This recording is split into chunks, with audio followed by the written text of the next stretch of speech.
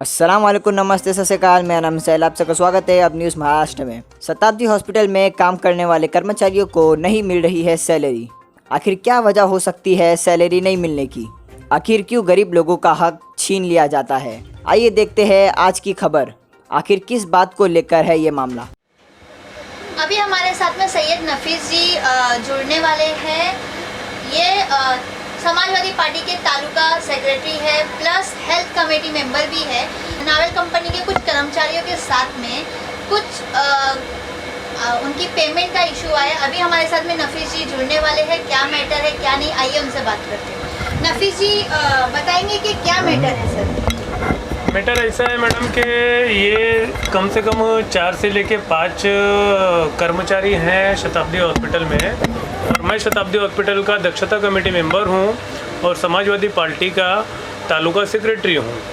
तो मुझे कंप्लेन आई है 2 दिन पहले। ये मैं ये लोग का नाम नहीं लेना चाहता हूँ क्योंकि नाम लेना अच्छी बात नहीं है। ये 2 जन को और 2 जन को अपना कंपनी ने निकाल दिया है। जो नोबेल कंपनी है उन्होंने निकाल दिया है। निकालने के बाद में फिर इन लोगों ने मुझे कंप्लेन किया राइटिंग में कि ऐसी बात है सर, ज़रा आप हम लोगों की मदद करिए। तो मेरी भाभी को मैंने एडमिट करने लेके गया था 2 दिन पहले। तो वहाँ पे मैंने एडमिट किया अपनी भाभी को, बड़ी वाली को। तो इन लोगों ने अपना दुख और दर्द मुझे बताए। सर लेकिन कंपनी ने इनको निकाला क्यों? निकाला इसलिए है कि पहली बार तो मैं अपनी भाभी को एडमिट करने लेके गया था, तो ये लोग थोड़ा परेशान थे। इनको पता चला कि दक्षता कमेटी मेंबर हैं और समाजवादी पार्टी के कार्यकर्ता हैं, और किसी ने इनको बताया कि मैं जो है सबकी हेल्प करता हूँ। तो ये लोग मेरे पास आए और मुझे बोले कि सैयद नफीस भाई ऐसी बात है, और हम लोग की पगार अभी तक नहीं हुई है। इसको 1.5 महीना हो गया है, उनको भी 1 महीना हो गया है। अच्छा, मतलब ये जब आपके पास आए तभी ऑलरेडी जॉब पे जा रहे थे? हाँ, जॉब आज तक जॉब ये लोग कर रहे थे। अच्छा, ऑलरेडी ये ज्वाइन थे ड्यूटी के ऊपर। जी हाँ। तब ये आपके पास है कि हमको पेमेंट नहीं मिली। हाँ, पेमेंट नहीं मिली। इनकी 1.5 महीने की बाकी है, इनकी भी 1-1.25 महीना हो गया है जी। तो इन्होंने मुझे बताया, तो मैंने बोला ठीक है मैं डीन से बात करता हूँ। तो मैंने डीन से बात किया, सुनील पाकड़े साहब से। तो उन्होंने बोला कि नहीं, हम लोग तो वो लोग प्राइवेट है, हमसे कुछ लेना देना नहीं है। आप जो है, मैं आपको बताता हूँ, उन्होंने नंबर दिया था मुझे। उनका नाम, वो बीएमसी कर्मचारी हैं शताब्दी हॉस्पिटल के जी। उनका नाम, 1 मिनट, उनकी जो पोस्टिंग है वो मैं आपको बता रहा हूँ। बस ASO दाड़से साहेब, उनका नंबर दिया अपना डीन ने। तो मैंने बोला ठीक है, फिर मैंने उनसे बात किया। वो बोले नहीं, ये कंपनी तो नोबेल कंपनी जो है वो तो 2 महीना पहले मैंने बंद करवा दिया है। अच्छा। उनको मैंने मना किया था कि अपना कोई भी कर्मचारी यहाँ पे भेजना नहीं प्राइवेट में। तो मैंने बोला जब बंद हो गया तो 2 महीने से ये लेडीज़ लोग कैसा काम कर रही हैं? मतलब ये इनलीगल काम हो रहा है ना। उनका टेंडर ख़त्म हो गया है, फिर भी ये लेडीज़ लोग को धोखा दे करके काम हो रहा है। तो ये लेडीज़ ने मुझे फ़ोन किया, बोले सर ऐसी बात है, आप ज़रा बात करिए। मैं बोला किससे? बोले सुपरवाइज़र से। तो मैंने बोला ठीक है, मैं सुपरवाइज़र से बात करता हूँ। सुपरवाइज़र का नाम है बशारत खान करके। तो बशारत खान से मैंने बात किया। मैं बोला सर ऐसी बात है, ऐसा ये लेडीज़ का पगार नहीं हुआ है।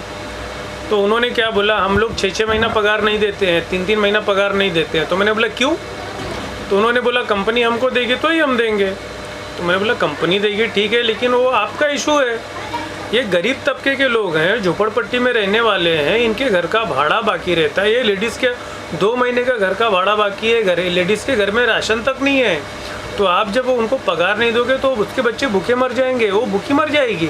सर फिर उन्होंने ये चीज़ माना कि वो इन लोगों को काम पे कंटिन्यू बुला रहे थे, बस पेमेंट जो है वो 6-6 महीना लेट देते जी, ऐसा उन्होंने खुद ने कहा। हाँ, उन्होंने कहा ना कि 6-6 महीना 3-3 महीना हो जाता है, पगार नहीं होती, करना तो करो, नहीं तो कोई बात नहीं। अच्छा, सेक्रेटरी गार्ड का जो कॉन्ट्रैक्ट है वो ऑलरेडी 2 महीना पहले बंद हो चुका था। और फिर भी इन लोगों को काम पे बुला रहे थे। अच्छा। तो वही मैंने उनको बोला कि ठीक है, आप लोग जो कर रहे हो ये गलत कर रहे हो। लेडीज़ लोग को जब आपका कंपनी बंद हो गया है, मुझे ऐसा पता चला है, तो मैं मीडिया को बोलूँ क्या, न्यूज़ बुलाऊँ? तो उन्होंने क्या बोला, बहुत गंदी अल्फाज बोली मैडम। मैंने आप लोग के सामने मैं नहीं बोलना चाहता हूँ कि मतलब अब आप समझ सकते हो कि तुमको जो करना है कर लो, मुझे कुछ फ़र्क नहीं पड़ता है। तो फिर मैंने ASO से बात किया, जो वहाँ के मतलब जिसके हाथ में ये कंपनी है, शताब्दी के कर्मचारी। तो उन्होंने क्या बोले, ठीक है मैं बात करता हूँ। फिर वहाँ से एक लेडीज़ मैडम का फ़ोन आया उनकी कंपनी से, सर ऐसा है वैसा है, कंपनी थोड़ा लॉस में चल रही है, ये है वो है। तो मैंने बोला मैडम वो आपका इशू है, लेकिन जो यहाँ झोपड़पट्टी में रहने वाली लेडीज़ काम कर रही हैं, जिसके घर में खाने को नहीं है, महीने के आसरे पे रहती हैं कि मेरा महीना होएगा, पगार मेरी होएगी महीने में, तो मेरे बच्चों के लिए मैं राशन भराऊँगी, घर का भाड़ा भरूँगी, तो वो सब कहाँ से आएगा? ये लोग तो बिना खाए मर जाएंगे मैडम। तो बोले वो हमारा इशू है, आपसे मतलब नहीं, आप कौन होते हो? मैं बोला ठीक है मैडम कोई बात नहीं है, मैं न्यूज़ लगाऊंगा और मीडिया को मैं बुलाऊंगा, इसलिए मैंने आप लोगों को इन्फॉर्म किया। आप कुछ बताना चाहेंगे ये मुद्दे पे?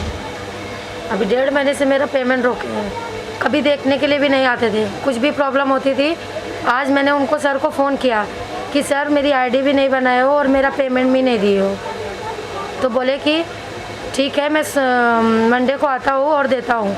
तो फिर मैंने कुछ भी नहीं बोला उनको। तो 1.5 महीने पहले आपको पेमेंट बराबर मिलती थी हर मैं महीने? 1.5 महीने हो गया मेरे को कमा भी पेमेंट, मेरे को मैं मतलब फर्स्ट बार लगी हूँ। अच्छा, 1 महीना मेरा कंप्लीट हो गया मतलब। और 1 से ज़्यादा महीना आपका अभी हुआ? हाँ, तो अभी तक आपको एक बार भी पेमेंट एक भी बार पेमेंट नहीं मिला है मेरे को। अच्छा, तो ये आपको कब मालूम पड़ा कि हमारी कंपनी ऑलरेडी वहाँ पर कॉन्ट्रैक्ट खत्म हो चुका है उसका? आज वो तो आज मालूम पड़ा है, लेकिन 6 तारीख को मेरा 1 महीना हो गया।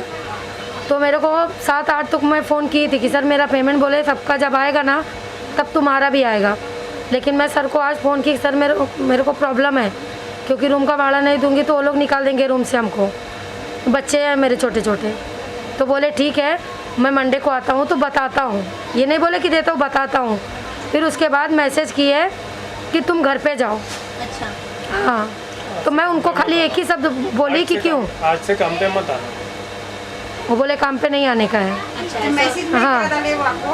हाँ, मैसेज में आपको मैसेज में ये बोले कि आप घर पे जाओ।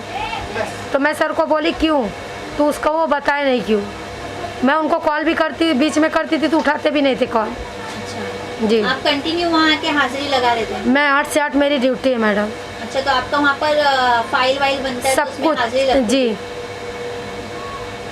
अभी आपके घर में कितने लोग हैं?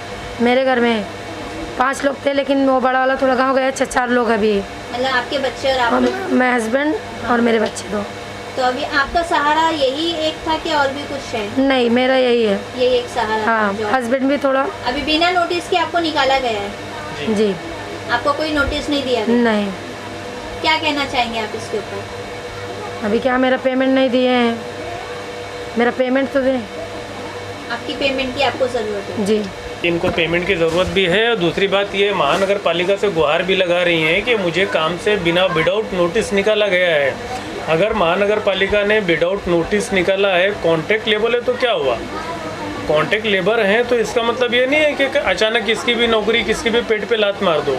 कल का कोई भी कार्यकर्ता, आरटीआई कार्यकर्ता उठ करके कोई भी डॉक्टर या कोई भी नर्स के ऊपर आरटीआई मार के बहुत से नर्स और बहुत से डॉक्टर को जो है 10-10 साल हो गया है। और महानगर पालिका के एक्ट में ये आता है मैडम कि 5 साल से ज़्यादा कोई भी एम्प्लॉय कहीं रह नहीं सकता है। तो 10-10 साल से यहाँ पे लोग बैठे हुए हैं, तो क्या करें? हमारे जैसे कार्यकर्ता आरटीआई मार के उनको भगा देवे क्या? तो पहले उनको नोटिस दी जाती है, बताया जाता है कि भाई आपका ये फोल्ड है, ये ऐसा ऐसा है, कानून के तौर पे उनसे बात करके उनको हटाया जाता है। ये लेडीज़ को आज दोपहर में सुपरवाइज़र एसएमएस करता है कि आप घर पे जाओ, आपकी कोई ज़रूरत नहीं है, कल से काम पे मत आना। वो लेडीज़ को बोला जा रहा है कि आप घर पे, इन्होंने फ़ोन करके पूछा तो शाम को कितने बजे आऊँ, बोले नहीं आज से काम पे मत आना।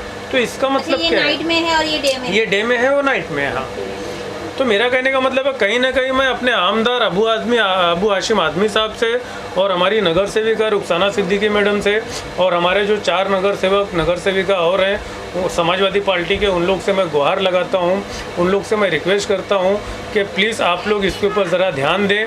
ठीक है, बीएमसी एम्प्लॉय जो हैं, जो बीएमसी सर्वेंट हैं, उनको तो पगार टाइम टू टाइम उनके अकाउंट में आ जाती है, लेकिन जो प्राइवेट कॉन्ट्रैक्ट लेवल पे हैं उनको पगार बराबर नहीं मिल रही, तो उनके लिए क्या करना चाहिए?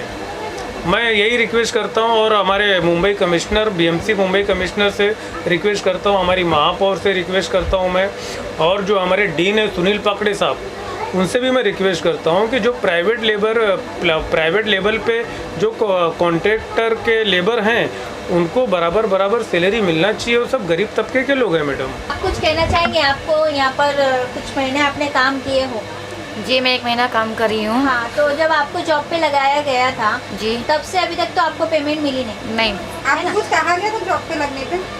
नहीं, वो यही बोले थे। मैं सर से मैंने पूछी थी, सर मतलब इसमें ऐसा होता है 2-3 महीना का पगार रोकते हैं। तो वो सुपरवाइज़र ने क्या बोला, नहीं ऐसा कुछ नहीं होता है, हम हर महीना आपको पगार देंगे। तो ये बोले थे तो मैं लगी थी। उसके बाद में आज ये लोग ने मेरे को बताया, मतलब ये कंपनी 2 महीने से ऑफ हो चुकी है। तो मैं सर से मैंने बात की तो सर बोलते ठीक है, मैं जब आपको बुलाऊंगा तब आना, अभी आज मत आओ आप।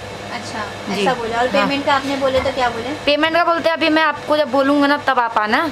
पेमेंट का भी कुछ बोले नहीं है वो, पेमेंट का कुछ नहीं कुछ बोले? भी नहीं बोले पेमेंट का। आपके साथ और कितने लोग हैं? मेरे साथ में मेरे पेमेंट रुकी है? हम लोग 4 लोग हैं। आप 4 लोग? जी हाँ। 4 लोग हैं हम लोग।